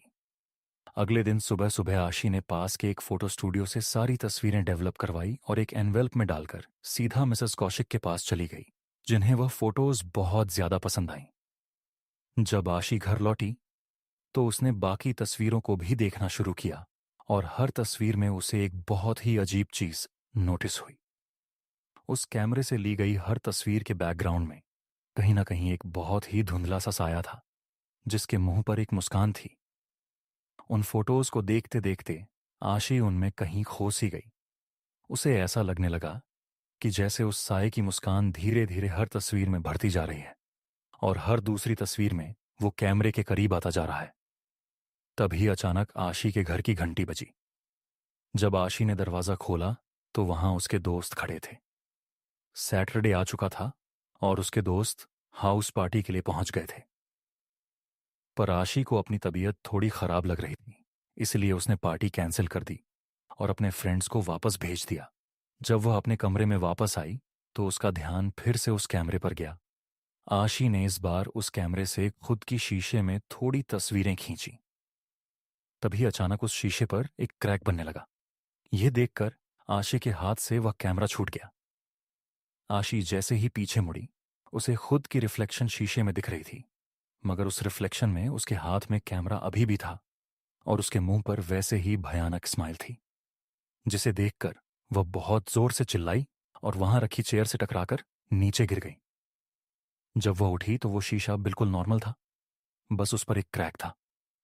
उसे लगा यह सब उसका भ्रम है, इसलिए वह चुपचाप जाकर सो गई। 2 दिन बाद आशी किताबें पढ़ते पढ़ते अपने लिविंग रूम में ही दोपहर में आंख लग गई और रात को उसकी नींद 3 बजे खुली। आशी ने अपनी किताबें समेटी और अपने कमरे की ओर जाने लगी, मगर ड्राइंग रूम की खिड़की से उसने अपने सामने जो देखा, उसे देखकर आशी के होश उड़ गए। मिसेस कौशिक अपनी बालकनी पर खड़ी थी, लेकिन उनके चेहरे पर एक बहुत बड़ी मुस्कान थी, बिल्कुल वैसी ही जैसे उसकी बाकी तस्वीरों में थी। आशी वहीं जम गई, जैसे वह अपना पूरा जोर लगा रही हो, मगर वह वहां से हिल ही नहीं पा रही थी।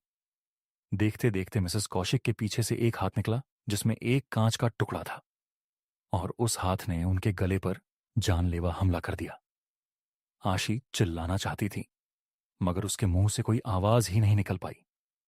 डर के मारे उसने अपनी आंखें कसकर बंद कर ली और जब खोली तो वह अपने बिस्तर पर लेटी हुई थी और बिस्तर पर मिसेस कौशिक की बिल्ली घूम रही थी। इसे सपना समझकर आशी दोबारा सो गई। आशी सीधा अगली रात 9 बजे अपने दोस्त के कॉल से उठी और उसने उस बिल्ली को वहीं कमरे के कोने में बैठा हुआ देखा। वह बिल्ली गौर से एकटक बस उस कैमरे को देखे जा रही थी, पर आशी की आंखें खुली की खुली रह गईं जब उसने अपने बिस्तर पर उस बिल्ली के पंजे से लगे हर तरफ खून के निशान देखे। आशी ने भागकर वापस अपनी खिड़की पर जाकर देखा तो मिसेस कौशिक वहीं थी, जहां उसने कल रात उन्हें खड़ा देखा था, और उनके हाथ में वह कांच का टुकड़ा था। उनके बगल में उनकी बिल्ली एक खून के तालाब में बैठी अपने पैर छाट रही थी। आसपास के फूल मुरझा गए थे और गमलों में सारे पौधे भी मर गए थे। आशी दौड़कर अपने कमरे में गई तो वह बिल्ली गायब हो चुकी थी, मगर वह खून के निशान अभी तक उस कमरे में चारों ओर फैले हुए थे। आशी को कुछ समझ नहीं आ रहा था, बस उसने जल्दी से जाकर उस कैमरे को अपने डस्टबिन में फेंक दिया। तब उसकी नजर बॉक्स में पड़ी पुरानी रील पर पड़ी। जब उसने उसे गौर से देखा तो उसे रियलाइज हुआ कि वह पुरानी रील वही मिसेस कौशिक, वही पौधे और फूलों की थी जो बस 3 दिन पहले खींची थी। मगर इस बार वो साया बिल्कुल साफ साफ दिखाई दे रहा था। हर तस्वीर में आशी ही खुद पीछे खड़ी हुई थी और उसके चेहरे पर वही भयानक स्माइल थी। आशी को लगा कि वह पागल होती जा रही है, और जैसे ही उसने आगे की तस्वीरें देखी, उसका पूरा शरीर सुन्न हो गया। आगे की तस्वीरें आशी की ही थीं, कई उसके बचपन की, कई उसके स्कूल की, और हर तस्वीर में वो साया आशी के बिल्कुल पीछे खड़ा था, उसे अपनी डरावनी मुस्कान के साथ देखता हुआ। एकदम से पीछे डस्टबिन में पड़े कैमरा से एक क्लिक की आवाज आई, मगर पीछे कुछ भी नहीं था। और तब आशी ने उस रील की आखिरी तस्वीर देखी, और वे आखिरी तस्वीर भी आशी की थी, ड्राइंग रूम में हाथ में रील लिए डमिन में से खींची हुई फोटो। मगर उस फोटो की सबसे डरावनी बात यह थी कि फोटो में आशी के बिल्कुल सामने मिसेस कौशिक और बहुत सारे ऐसे ही लोग एक लंबी भयानक स्माइल के साथ खड़े थे। कांपते कांपते आशी ने ऊपर देखा तो वही साया आशी के ठीक सामने आकर जोर से चिल्लाया, स्माइल! उस रात के बाद से आशी कॉलेज नहीं आई, ना ही वह किसी का फोन उठा रही थी। चिंता में अगले ही दिन उसके दोस्त फ्लैट के एजेंट के साथ अंदर घुस गए, मगर वहां कोई नहीं था, बस ढेर सारा सामान, और सामान के बिल्कुल बीच एक विंटेज कैमरा और एक रील जो आशी के मम्मी पापा आशी के सामान के साथ अपने साथ ले गए। कई महीनों तक आशी का कुछ पता नहीं चला, लेकिन एक दिन आशी के छोटे भाई ने भी कैमरा उठाया और उसने भी अपने घर के बाहर पेड़ की फोटो खींची, जो 3 दिन बाद पूरी तरह से सड़ गया। जब उसके छोटे भाई ने वह फोटो डेवलप कराई तो उसे दिखा कि उस पेड़ के पीछे आशी खड़ी थी। Mumbai marine drive. Mumbai marine drive. Mumbai दुनिया का एक ऐसा शहर है जो शायद कभी नहीं सोता। रात में यहां अक्सर लोगों की रौनक लगी रहती है, खासकर मुंबई के मरीन ड्राइव पर, जो कि मुंबई की जान है। रात के अंधेरे में कई लोग यहां आते हैं और कभी न खत्म होने वाले समुद्र के दृश्य का आनंद लेते हैं। लेकिन एक रात मरीन ड्राइव पर कुछ ऐसा हुआ कि वह रात रोहन की जिंदगी की सबसे खौफनाक रात बन गई। रोहन का ऑफिस मरीन ड्राइव के पास था, और रोहन लगभग हर शाम ऑफिस के बाद कुछ देर मरीन ड्राइव पर सैर करने जाता था। कुछ दिनों से उसके ऑफिस में काम का बोझ बहुत ज्यादा बढ़ गया था, जिसकी वजह से उसे ऑफिस से निकलते हुए देर रात हो जाती थी। लेकिन फिर भी वह मरीन ड्राइव जरूर जाता था। उसके लिए यह एक ऐसी जगह थी जहां वह अपने दिमाग को शांत कर सकता था। एक रात उसे ऑफिस से निकलते हुए 2 बज गए। वह रोज की तरह उस रात भी मरीन ड्राइव पर गया, लेकिन उस रात हवा में एक अजीब सी ठंडक थी। मरीन ड्राइव पर ठंडी रात में अक्सर कई लोग वहां बैठा करते थे, लेकिन उस रात रोहन बिल्कुल अकेला था। दूर दूर तक उसे कोई नजर नहीं आ रहा था, लेकिन वह यह सब इग्नोर करके कान में ईयरफोन लगाए वहां वॉक करने लगा। वह गाना एंजॉय करते हुए वॉक कर ही रहा था कि अचानक उसकी ईयरफोन में आवाज आनी बंद हो गई। उसका फोन अचानक से स्विच ऑफ हो गया था। यह बात रोहन को बहुत अजीब लगी, क्योंकि उसके फोन में तो करीबन 80% चार्जिंग थी। वह फोन ऑन करने की कोशिश कर रहा था जब अचानक से उसे किसी के रोने की आवाज आई। वह कुछ आगे चला तो वहां एक लड़की बैठकर रो रही थी। यह देखकर ना जाने रोहन को क्या हुआ कि वह उसके पास चला गया और उससे उसके रोने का कारण पूछने लगा। उस लड़की ने बताया कि उसका नाम अनंजलि है और जिस लड़के से वह प्यार करती थी और साथ रहती थी, उस लड़के ने उसे धोखा दे दिया। उस लड़की की बातें सुनते हुए रोहन वहीं पर बैठ गया। रोहन काफी देर तक वहीं उसके साथ बैठा रहा और फिर अचानक से रोहन के सर में बहुत जोरों का दर्द शुरू हो गया। वह दर्द इतना तेज था कि रोहन का पूरा चेहरा लाल हो गया और देखते ही देखते रोहन अपने होश को बैठा रह गया। जब रोहन की आंख खुली तो सुबह हो चुकी थी और वह मरीन ड्राइव पर ही लेटा पड़ा था। उसके आसपास कोई भी नहीं था, अंजलि भी नहीं। उसे कुछ समझ नहीं आया, क्योंकि आखिरी चीज जो उसे याद थी वह यह थी कि वह अंजलि के साथ मरीन ड्राइव पर बैठा बातें कर रहा था। अगली रात रोहन ऑफिस के बाद सीधा मरीन ड्राइव पर पहुंच गया और वहां अंजलि को ढूंढने लगा। काफी देर बाद करीब रात के 3 बजे उसे अंजलि एक कोने में बैठी मिली। जब रोहन ने पिछली रात के बारे में अंजलि से पूछा तो अंजलि ने कहा कि रोहन बहुत थक गया था और वह वहीं पर सो गया। रोहन को भी लगा कि शायद सच में उसकी मरीन ड्राइव पर आंख लग गई होगी। रोहन और अंजलि फिर से बातें करने लगे, लेकिन फिर कुछ देर बाद रोहन के सर में दर्द होने लगा और वह फिर से बेहोश हो गया। जब वह उठा तो वह फिर से मरीन ड्राइव पर लेटा हुआ था। रोहन को फिर कुछ समझ नहीं आया, लेकिन अब रोहन के दिमाग में सिर्फ अंजलि चल रही थी। वह अंजलि का दीवाना सा हो गया था, इतना दीवाना कि वह रोज देर रात मरीन ड्राइव पर अंजलि से मिलता और बातें करते करते बेहोश हो जाता। रोज सुबह उसकी मरीन ड्राइव पर लेटे हुए ही आंख खुलती। धीरे धीरे रोहन बहुत कमजोर होने लगा था। उसकी तबीयत बहुत ढीली रहने लगी थी। एक रात ऑफिस में रोहन के एक दोस्त ने उसकी हालत देख के पूछा कि क्या वह ठीक है। तब रोहन ने उसे अंजलि के बारे में बताया, लेकिन उसके दोस्त ने बताया कि वह भी पिछली रात मरीन ड्राइव पर ही था और उसने रोहन को मरीन ड्राइव पर अपने आप से बातें करते हुए देखा था। उसके आसपास कोई लड़की नहीं थी। रोहन अपने दोस्त की इस बात को सुनकर थोड़ा चौंक गया।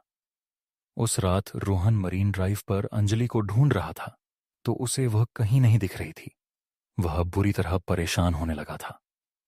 रोहन के हाथ पैर कांपने लगे और पूरा शरीर पसीने से तर हो गया था। अंजलि से मिलना मानो उसके लिए नशा सा बन गया था। रोहन अंजलि को ढूंढने के लिए मरीन ड्राइव की बाउंड्री वॉल के ऊपर चढ़ गया और अंजलि को आवाज देने लगा। और तभी अचानक उसे ऐसा लगा कि जैसे समुंदर से कोई काला साया निकला हो और उसके शरीर के आर पार हो गया हो। लेकिन इससे पहले कि रोहन कुछ सोचता, उसे अंजलि की आवाज आई। वह रोहन को अपने पास बुला रही थी। रोहन पीछे मुड़ा तो अंजलि उसे वहीं खड़ी मिली। रोहन फिर से अंजलि के पास जाकर बैठ गया। रोहन को उसके ऑफिस कलीग की बात बार बार परेशान कर रही थी, इसलिए उसने सोचा कि वह अंजलि के साथ एक फोटो खींचेगा। उसने अपना फोन निकाला और अंजलि के साथ फोटो खींचने लगा।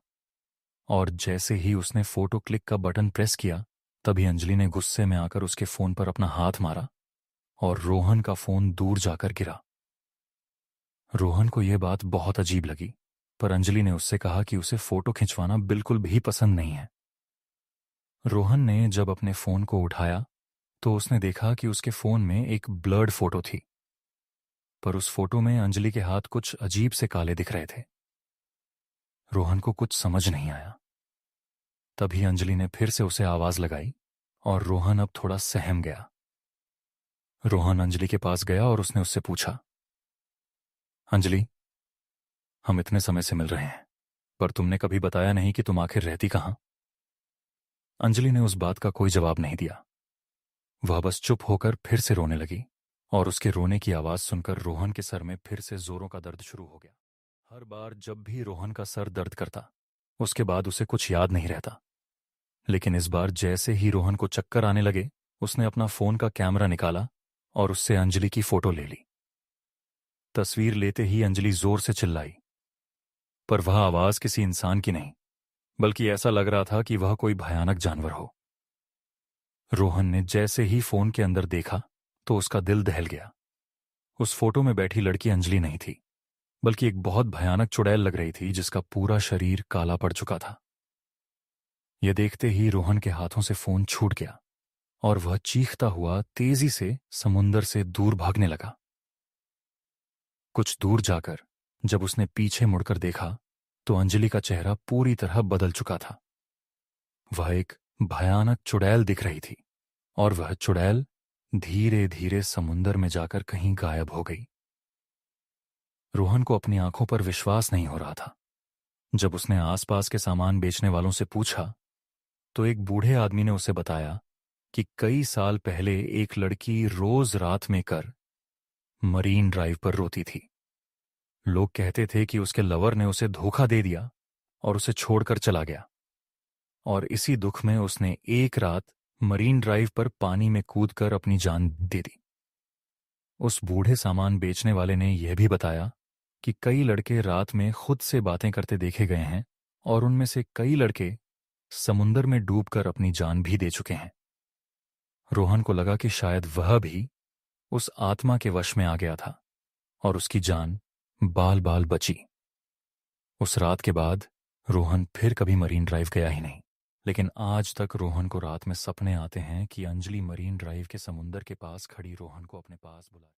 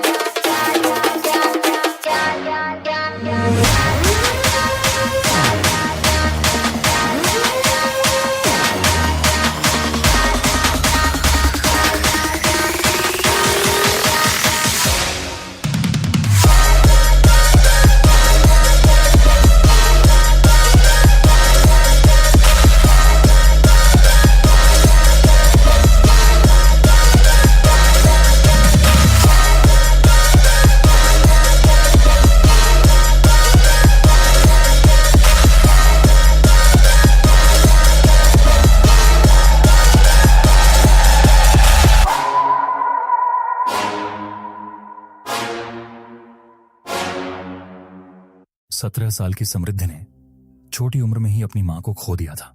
तब से उसके पापा गौतम ही उसकी पूरी जिंदगी थे। समृद्धि के पापा ने कभी भी उसे अपनी मम्मी की कमी महसूस होने नहीं दी। पर उनकी लाइफ में एक दिन ऐसा आया जिसने उनकी जिंदगी बदल दी। एक यूजुअल संडे का दिन था। समृद्धि के पापा कुर्सी पर बैठकर अखबार पढ़ रहे थे और समृद्धि अपने रूम में कथक डांस की प्रैक्टिस कर रही थी। तभी अचानक से घर की डोरबेल बजी। दरवाजा खोलने पर बाहर सूट पहने एक लॉयर खड़ा था। उसने बताया कि गौतम के चाचा का देहांत हो गया है और उन्होंने अपनी एक हवेली विरासत में गौतम को सौंपी है। गौतम को यह बात बहुत अजीब लगी क्योंकि उनकी अपने चाचा से बिल्कुल नहीं बनती और वह करीबन 15 सालों से उनसे नहीं मिले थे। पर जब उस लॉयर ने पूरा पेपर वर्क दिखाया तो गौतम को समझ आया कि यह सब सच था। समृद्धि और गौतम को अभी भी यकीन नहीं हो रहा था कि वह इतनी बड़ी हवेली के मालिक थे। हवेली को देखकर समृद्धि के पापा को समझ आ गया था कि वह अपनी फाइनेंशियल सिचुएशन में इतनी बड़ी हवेली में रहना अफोर्ड नहीं कर सकते थे। इसलिए उन्होंने उस हवेली को बेचने का डिसीजन लिया। पर समृद्धि की आंखों में एक अलग सी चमक थी। उसने अपने पिता से कहा कि वह हमेशा से एक बड़े से घर में रहना चाहती थी। गौतम ने समृद्धि की खुशी देखकर कुछ समय उस हवेली में रहने का डिसीजन लिया। वह हवेली जितनी बाहर से खूबसूरत थी उतनी ही अंदर से भी। समृद्धि की खुशी का ठिकाना नहीं था। वह पूरी हवेली में घूम घूम कर उसके सभी कमरे देख रही थी। तभी वह एक ऐसे कमरे के आगे पहुंची जिसका दरवाजा बंद था। उस बड़े से दरवाजे पर एक बड़ा सा ताला लगा था और उस ताले पर संस्कृत में कुछ लिखा हुआ था। समृद्धि ने उस ताले पर जैसे ही हाथ लगाया उसे मानो बहुत जोर का करंट लगा। इससे पहले कि समृद्धि कुछ समझ पाती उसके पापा ने उसे आवाज लगाई। समृद्धि वापस मुड़कर अपने पापा के पास जाने लगी। पर चलते चलते समृद्धि के कानों में एक आवाज आई। उसके कानों में एक औरत हंसते हुए उसे पुकार रही थी। समृद्धि अचानक से वह आवाज सुनकर पीछे मुड़ी, लेकिन तभी वह आवाज आनी बंद हो गई। समृद्धि ने इसे अपना वहम समझा और वह अपने पापा के पास चली गई। उस रात गौतम और समृद्धि अपने अपने कमरे में सो रहे थे। पर तभी गौतम की नींद एक आवाज से खुली। गौतम को पास के कमरे से घुंघरू की आवाज आई। गौतम ने सोचा कि शायद समृद्धि अपने रूम में डांस प्रैक्टिस कर रही होगी, इसलिए वह फिर से आंखें बंद करके सोने की कोशिश करने लगा। पर घुंघरू की आवाज धीरे धीरे तेज होने लगी। ऐसा लग रहा था कि जैसे घुंघरू पहनकर कोई गौतम के पास आ रहा हो। इससे पहले कि गौतम कुछ समझ पाता, घुंघरू पहने कदमों की आवाज उसके बेड के पास से आने लगी। गौतम तेजी से उठा तो उसने देखा कि कमरे के अंदर कोई भी नहीं था। अब गौतम को कुछ अजीब लगने लगा था। वह उठकर समृद्धि के कमरे की तरफ गया। समृद्धि के कमरे में पहुंचकर उसने देखा कि वह कमरे में थी ही नहीं। अब गौतम को टेंशन होने लगी थी। वह समृद्धि को आवाज देकर पुकारने लगा। उसने हवेली की लाइट जलाने की कोशिश की, पर कोई भी बटन काम ही नहीं कर रहा था। गौतम ने कमरे के बाहर पड़े एक लैंप को उठाया और उसे जलाकर हवेली में समृद्धि को ढूंढने लगा। घूमते घूमते गौतम को फिर से घुंघरू पहने किसी के चलने की आवाज आई। गौतम उसी आवाज का पीछा करने लगा। गौतम जितना उस आवाज के करीब जाता, वह आवाज उससे उतनी ही दूर जा रही थी। लेकिन उस आवाज का पीछा करते हुए गौतम ने खुद को एक कमरे के बाहर खड़ा पाया। उस कमरे का दरवाजा खुला हुआ था। कमरे के बीचों बीच गौतम को कुछ ऐसा दिखा जिससे उसकी रूह कांप गई। उस कमरे के अंदर एक लड़की साड़ी पहने घुंघरू डालकर डांस कर रही थी। इससे पहले कि वह कुछ समझ पाता, गौतम को उस लड़की का चेहरा दिखा और उसका दिल दहल उठा। वह लड़की कोई और नहीं बल्कि समृद्धि ही थी। पर समृद्धि बिल्कुल भी नॉर्मल नहीं लग रही थी। उसने बहुत सारा मेकअप किया हुआ था जो उसके पूरे चेहरे पर फैला हुआ था। उसके बाल बिखरे हुए थे और वह बंगाली भाषा में कुछ गाना गा रही थी। गौतम यह सब देखकर बहुत डर गया। वह दौड़कर समृद्धि के पास गया। जैसे ही उसने समृद्धि के कंधे पर हाथ रखा, समृद्धि ने मुड़कर जोर से चीख मारी और गौतम की छाती पर अपना हाथ मारा। गौतम समृद्धि का हाथ लगते ही कमरे से बाहर जाकर गिरा और उस कमरे का दरवाजा गौतम के मुंह पर बंद हो गया। यह वही कमरा था जिस पर समृद्धि को सुबह ताला दिखा था। गौतम उठकर जोर जोर से उस दरवाजे को पीटने लगा। वह किसी भी तरह से समृद्धि को वहां से बाहर निकालना चाहता था। तभी उसे अपने पीछे से एक आवाज आई जिससे वह रुक गया। पापा, आप ये क्या कर रहे हो? गौतम ने जैसे ही पीछे मुड़कर देखा, उसके पीछे नाइट सूट पहने समृद्धि खड़ी थी। समृद्धि ने कहा कि वह अपने कमरे में सो रही थी और उसे जोर जोर से दरवाजा पीटने की आवाज आई, जिसे सुनकर वह वहां आ गई। गौतम को अब भी कुछ समझ नहीं आ रहा था। अगर समृद्धि अपने कमरे में ही थी तो उसे दिखाई क्यों नहीं दी, और उस कमरे के अंदर मौजूद वह लड़की कौन थी? इन सवालों से गौतम का सर फटने लगा था, पर वह समृद्धि को डराना नहीं चाहता था। इसीलिए उसने समृद्धि को अपने कमरे में वापस जाकर सोने को कहा। गौतम पूरी रात नहीं सोया। सुबह होते ही वह हवेली के पास बने एक पुराने मंदिर में चला गया। गौतम भगवान में बहुत विश्वास रखता था। उसने मंदिर में भगवान की मूर्ति के सामने बैठकर अपने साथ हुई हर घटना कह सुनाई। गौतम को यह नहीं पता था कि मंदिर का पुजारी उसकी सारी बातें सुन रहा था। जैसे ही गौतम मंदिर से जाने के लिए उठा, पुजारी ने उसे रोक लिया और पूछा, तुम रहते कहाँ हो बेटा? गौतम ने जवाब दिया, मैं 2 दिन पहले ही पास वाली हवेली में रहने आया हूं। यह सुनकर पुजारी का चेहरा सफेद पड़ गया। उसने तुरंत गौतम को उस हवेली को छोड़ने की सलाह दी। गौतम ने घबराते हुए पूछा, क्यों? आखिर उस हवेली में ऐसा क्या है? पुजारी ने लंबी सांस ली और कहा, तुम्हें यह जानना चाहिए कि कई साल पहले उस हवेली में एक राजा रहता था। उस समय एक लड़की थी, मंजुलिका। वह उस हवेली में नाच गाकर सबका मनोरंजन करती थी, लेकिन राजा को मंजुलिका से लगाव हो गया। पुजारी ने आगे बताया, मंजुलिका किसी और से प्यार करती थी। वह उसका साथी था जो उसके साथ नृत्य करता था। राजा जब यह जान गया तो उसका गुस्सा 7वें आसमान पर था। जलन और बदले की आग में उसने मंजुलिका और उसके प्रेमी दोनों को मार डाला। गौतम ने हिचकते हुए पूछा, तो फिर? पुजारी ने गंभीर स्वर में जवाब दिया, मंजुलिका की आत्मा उसी हवेली में कैद है। वह गुस्से और प्रतिशोध से भरी हुई है। वह आत्मा आज भी उस हवेली के एक कमरे में बंद है। जो घटना तुमने देखी वह उसी मंजुलिका की आत्मा का काम था। अगर तुम और तुम्हारी बेटी वहां रुके तो तुम्हारी जान को खतरा है। गौतम को अब सब कुछ समझ आ गया।